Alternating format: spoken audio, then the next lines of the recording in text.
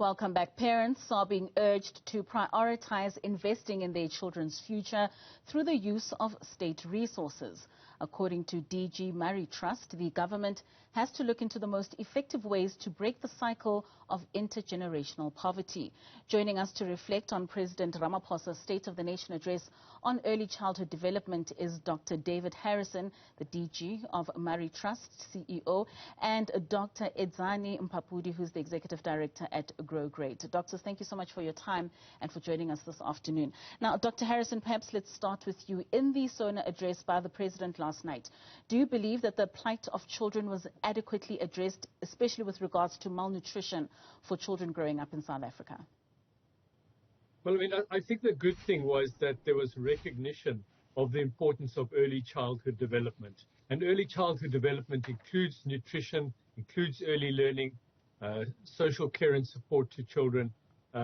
These are critical pieces of early childhood development. So the fact that the President mentioned those was good.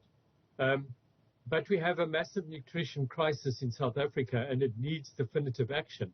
And there certainly wasn't any conversation of that in SONA, any particular mention of that. So while we welcome the fact that there is a recognition of the importance of services aimed at children, it has to be supported by concrete facts, and it wasn't last night.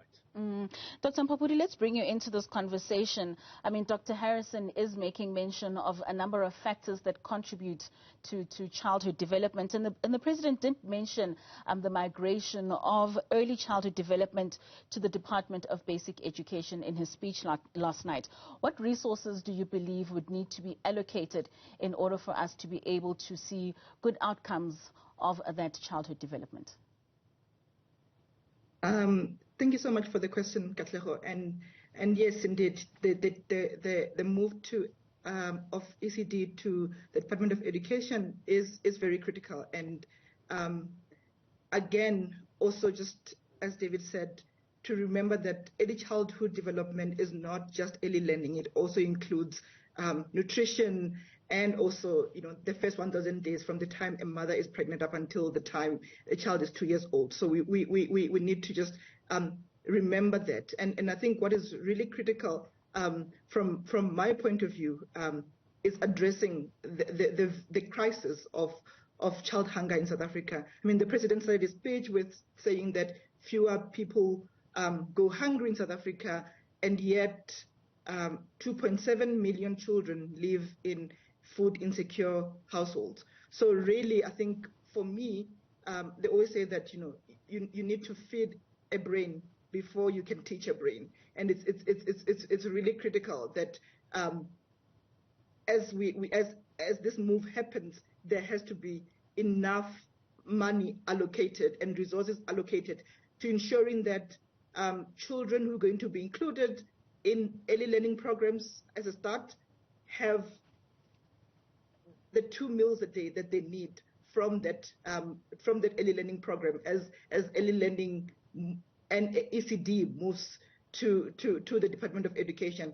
And in addition, there must be a solution for children who are under the age of 2 years, or children who are not in ECD, who are not in early learning centers, to be reached by a nutrition intervention. So I think for me, the first start is to make sure that every child who is under 5 in South Africa is well fed in any program, ECD program, that they find themselves in, because without food, they can't learn.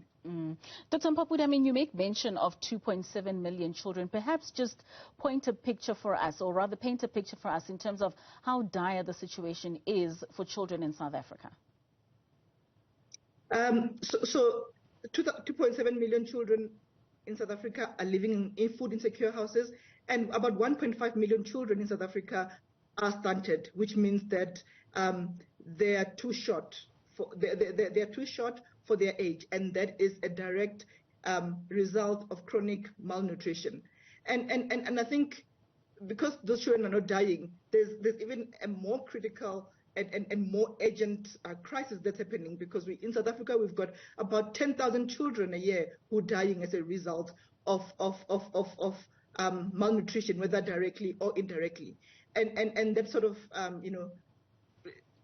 when we look at it, as we're sitting here today, there's going to be 30 children in South Africa who are going to be dying from hunger or hunger-related causes, and it is unacceptable for a country like South Africa to be having such an issue. I think the president spoke yesterday about how successful we were in dealing with COVID, how the nation came together for a crisis, and I believe right now we have a big crisis of children dying from hunger. And for those who don't die from hunger, their futures being killed because they won't be able to reach their full potential because their brain didn't develop well in the first 1,000 days of their life. Of course. Dr. Harrison, 30 years on, why do you believe we still are sitting with an issue that in South Africa we've got so many children who face hunger and poverty on a daily basis? What do you believe we're doing wrong as a country? Well, I think that there are two main factors here. One is the economic one. We have such an unequal society. We've designed our agricultural industry to a large extent to serve the export market. So we're a country that produces enough food for everybody. We export 29% of the food that we produce, and we get global prices for that food. But the problem is that people in South Africa can't afford those prices. A large percentage of people can't afford those prices. So there's an economic issue that is very difficult to deal with on the one hand. But secondly, there is the political issue. We know that, our basic argument is that there's a failure to understand the direct correlation between low economic growth and low growth of children. And until government understands that, until nutrition is located in the economic growth-enhancing strategies and not simply seen as a problem for children, we're not going to do anything about it. You know, there are countries that have. So if you look at Latin America, they face the same issues of inequality, the same sort of economic system that I've described. And that's very, very difficult to change. But what they have done is they've focused on very specific interventions, focused on children and on young mothers, and they have significantly reduced the rates of malnutrition in their countries. Speaking of those countries, Doc, I mean, Mexico and Brazil have invested very early on with regards to childhood development. Have they started to see the results in the adults within their population with regards to the investment that they made many years ago with early childhood development? Yes, that's right. And I mean, they started down this path about 20, 25 years ago. So they're now seeing those children that they invested in growing into adulthood. And they understand that children are the source of human capital development. I mean, if we don't invest there, don't expect to have good outputs at the end. So what we've seen is that while South Africa and those countries 20 years ago were pretty much at the same level in terms of, for example, the percentage of children, of learners who could go to university. Now we see that the human capital development pipeline has started to flow in those countries, and their rates of university completion are twice as high in South Africa.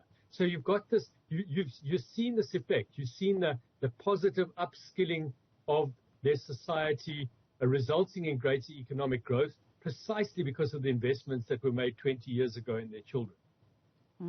Dr. Mphaphuli, maybe just to close off with you there, what advice would you have for communities beyond government and beyond the initiatives that government is able to supply in us being able to ensure that if there are households within our communities, the children are fed and they can go to school with a fed mind, like you mentioned earlier on? Thank you so much, Kato. I think as a start, what you can do without money, and for all mothers who have small children, to exclusively breastfeed as far as possible, if it's possible for them to do that, and also to go onto our website at www.growgreat.co.za to really find out more information around how to feed their children the right food during that critical time of their life, because it's also important to have the knowledge of what you need to feed your child, and to put pressure on the government to prioritize hunger. I think that's definitely what we need to do as a community, to rally together as communities and civil society and put pressure on the government and business, because they have the resources to make a difference to those food prices, and to make an enabling environment for children to break out of the cycle of poverty. Dr. Harrison, to the same point, what would your contributions be? Well, I think that even with the limited amount of food and the limited amount of money that people have, it's really important that communities ensure that they are getting the most out of their money. As Edzani said, GrowGate has identified 10 best buy foods that are high protein, that are probably giving you the best return on the money that you can buy. So going as far as you can is very important in terms of what you can buy. But many people do live in places where they can grow some food, can grow spinach, can grow some other vegetables, and so really urging our communities who are in positions to buy to grow food to do so, because that's the way in which we're going to increase the diversity, the range of foodstuffs that children need to get both the proteins, but also the minerals and the micronutrients. All right, Dr. Harrison and Dr. Mphaphuli, thank you so much for your time and for your contributions this afternoon.